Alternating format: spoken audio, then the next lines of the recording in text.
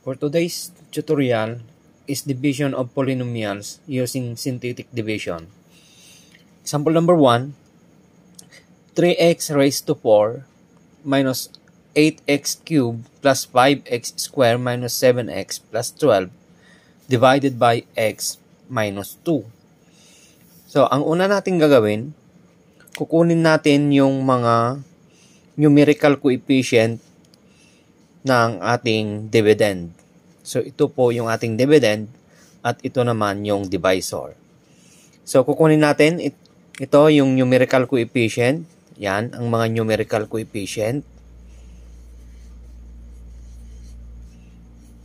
Okay, so 3, negative 8, positive 5, negative 7, and positive 12. Then, yung divisor natin, equate lang natin sa 0. X minus 2 is equals to 0. Kukunin lang natin yung value ng x. So, transpose natin ang negative 2. So, magiging x is equals to negative 2 transpose negative magiging positive. So, ito yung ilalagay natin dito. Okay, then, equals. First is bring down positive 3 or bring down yung 3 natin. Yan. Then, multiply natin. 3 times 2 is 6. Dito natin ilalagay ang 6. And, mag-a-add tayo dito. So, we have negative 8 plus 6. So, alam naman natin kapag negative ang isa at positive ang isa, magsasubtract tayo and copy the sign of the biggest number. 8 minus 6 is 2. Ang sign, kukopyahin natin yung mas malaki ang sign. So, yan ay ang sign ng 8 which is negative. So, negative 2. Negative 8 plus 6 is negative 2. Then, multiply ulit natin. Negative 2 times 2 is negative 4. Unlike sign pa rin. So, magma-minus tayo. 5 minus 4 is 1. Multiply ulit. 1 times 2 is 2. Unlike sign ulit, negative at saka positive, magma-minus pa rin tayo and copy the sign of the biggest number. 7 minus 2 is 5. Ang sign ay negative. Kasi mas malaki ang negative na sign kaysa ang positive na sign. Negative 5 times negative 2 is negative 10. Unlike sign pa rin. So, 12 minus 10 is 2. Positive 2 kasi mas malaki ang positive. So, dito sa last, ito yung ating remainder.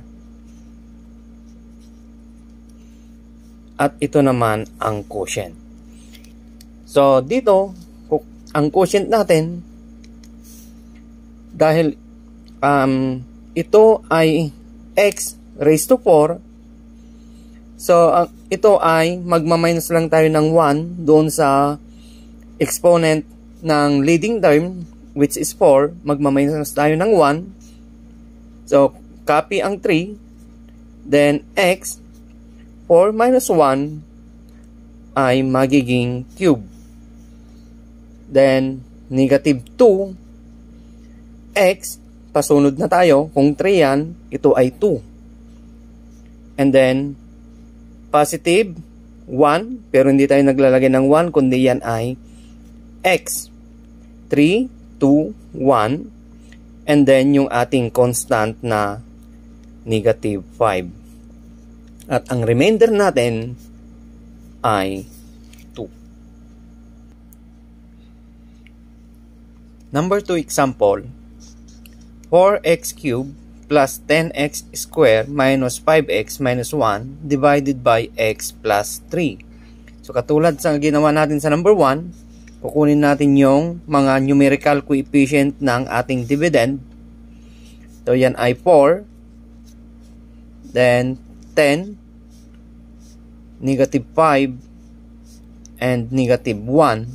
And then yung ating divisor, equate lang natin sa 0, equal 0. Then kukunin natin yung value ng x. So yan ay x is equals to negative 3. So yun ang isusulat natin dito, negative 3. And then equals. Ganun pa rin, bring down 4. And then multiply. 4 times negative 3 is negative 12.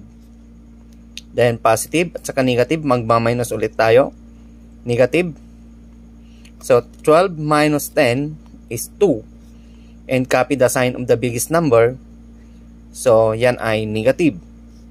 Then negative 2 times negative 3 is positive 6. Then negative and positive, magmaminus ulit tayo and copy the sign of the biggest number. 6 minus 5 is 1.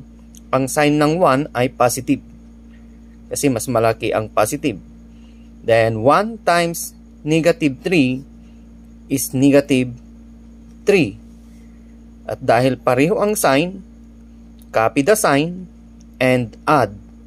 So 3 plus 1 is 4. So ang remainder natin ay negative 4 at ang quotient ay ito.